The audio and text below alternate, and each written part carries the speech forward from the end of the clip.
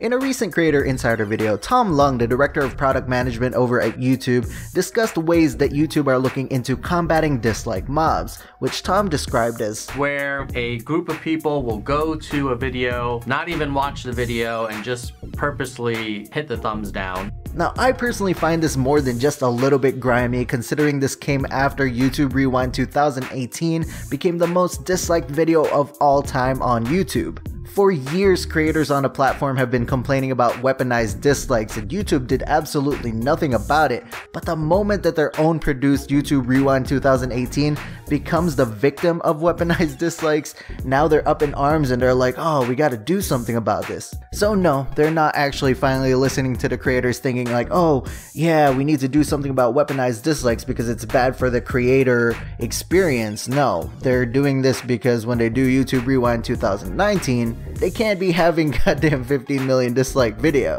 when they're trying to present it to advertisers. So let's take a look at what avenues YouTube have looked into to combat dislike mobs according to Tom in this video. We'll give our feedback on those, and then I have a couple of suggestions myself. So take it away, Tom.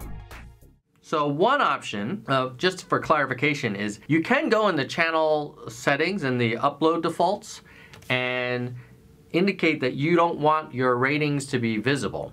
So it doesn't stop people from disliking it, but it does stop showing the dislike count. So that's how it works today. It is on by default though. But you could go today and turn it off if you have a video that you don't want to show viewers the number of likes or dislikes.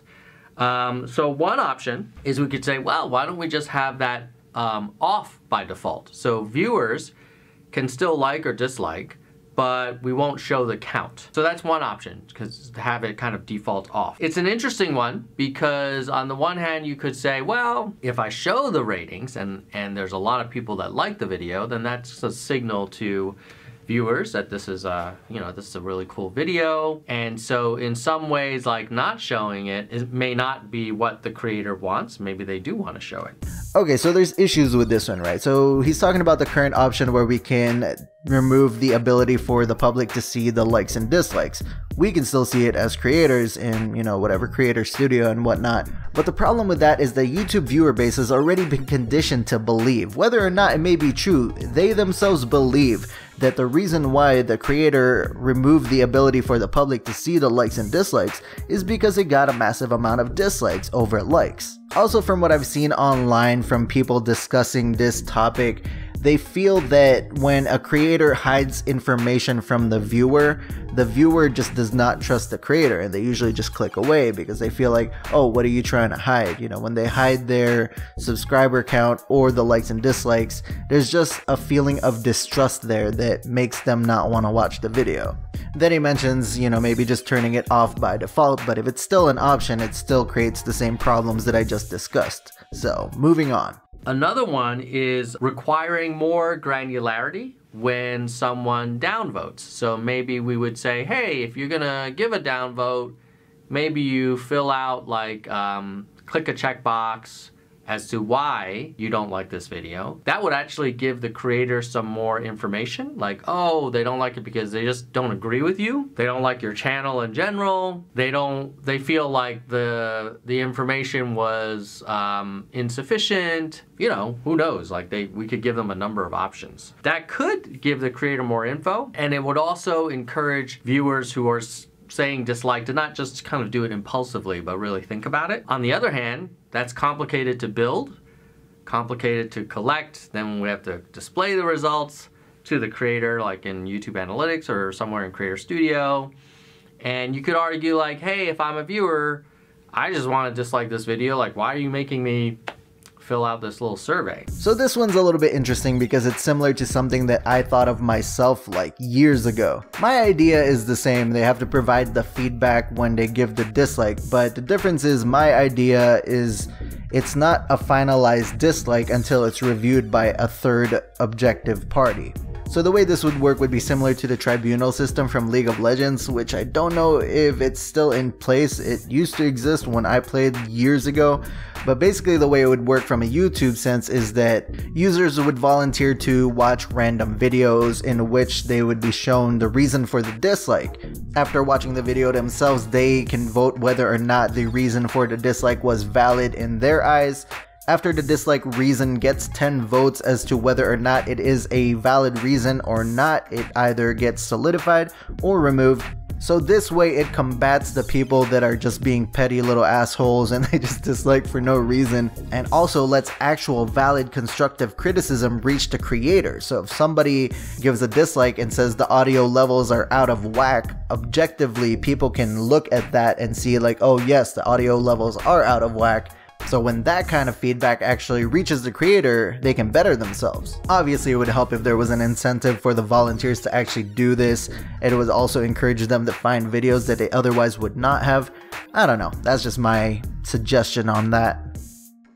Another option is just to remove dislikes entirely from YouTube. That's a very extreme option. That one seems like kind of not super democratic in my opinion, because not all dislikes are dislike mobs. They're just, you know, people expressing their opinion about a video. Yeah, I don't think people would be happy with that. I think people still need to find a way to voice their disapproval for things like YouTube Rewind 2018 or creators like Mundane Matt who've done things to warrant the public just mass disliking every one of their videos, or even when creators have a bad take. You know, you have a bad take in a video and people just pummel the shit out of it with dislikes. It keeps you on your toes and, you know, probably lets you reevaluate your position on things. Everybody has bad takes, man. People are just human, you know? But the public needs a way to let the creators know that, yeah, you just had a bad take.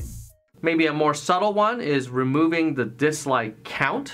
I don't know, if you just suppress the dislike count, but you show the like count, that one seems, I mean, I work on the org that, you know, advocates for creators, but that one seems kind of like tilting the scales a little bit. Yeah, that one's probably not gonna work out. I mean, it just seems weird where the dislike is not shown but the likes are shown. It seems a little bit odd to me. So yeah, those are the options that YouTube have looked into so far. There's a few more that come to mind that was not discussed by Tom. I don't know if they've looked into it at all, but another one would be to just show you the difference, right? So likes would be positive, dislikes would be negative. If you had 100 likes and 90 dislikes, it would show a 10. If you had 100 dislikes and 90 likes, it would show you a negative 10. When looking into it, a lot of information shows that the dislikes are still counted as a positive towards the creator on the back end, so you could still keep track of the actual counts on the back end to reward the creator for such and such. But as far as the public trolling goes, it would kind of de-incentivize that behavior because, you know, they get off on the counts, I believe.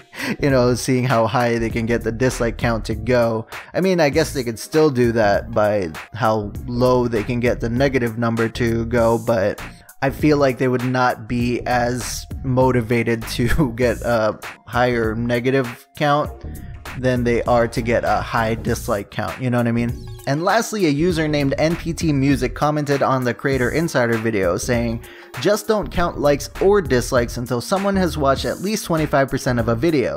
Will increase watch time if people want to vote and make people make a decision based on the actual video, not just the title or subject matter." Which obviously has its pros and cons as well. One example is like one of the immediate comments saying that, so if I watch a super low quality clickbaity video, I have to watch 25% of it before I can inform others that it is bad. So you obviously don't want that happening, but you know, like I said, it has its merits as well, where people just can't hoard their asses over mob mentality style towards a video and just like, oh, click dislike, you know, that's kind of stupid.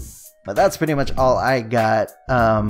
There's no perfect solution to something like this, obviously, and there's also no system in place that punishes people from mass disliking videos. Most people are pretty goddamn stupid, so they don't realize that it is beneficial to the creator to give signals of user engagement when they do dislike, and I would say that that is true up until the point where the dislikes massively outweigh the likes is the only time it really becomes a detriment to the creator. With my earlier tribunal system, I guess what I forgot to mention is that maybe if the user has had their dislike reasons rejected enough times, they would be barred from being able to dislike for a certain period of time and eventually just lose the right altogether if they just keep messing up. I don't know. Hopefully they figure something out. I'm not the type of person that goes around disliking videos just like that, because I do know how much work it takes to put into making a video. So you really need to have given me a compelling reason to not like your video for me to dislike it, even though, like I said, it's probably better if I just don't do anything. I don't know. I've been conditioned to just ignore the goddamn dislikes and likes of videos, because I know that most people dislike for the most invalid of reasons, in my opinion. From most of what I've seen, a lot of dislikes are from just general haters of the content creator, which is not really a valid representation of the like and dislike system, which is supposed to be targeted towards the video itself. It's usually not how it is. And even when it is used as intended, targeting something within the video itself, it's still usually something very invalid. Like, a gameplay video will be disliked because the person playing the game wasn't a goddamn faker level League of Legends player, for instance. Maybe a makeup video will be disliked because the person didn't like the palette that the person used. You know what I mean? It's just, the whole system is just so goddamn stupid. But I've given my suggestions on how I think it could be better. But what do you guys think? Let me know down in the comments below. Rate the video, like it if you liked it, dislike it if you think it sucked ass. Subscribe with notifications. Yes, ring that goddamn bell so you will be alerted whenever I release another one of these green tea creme brulees.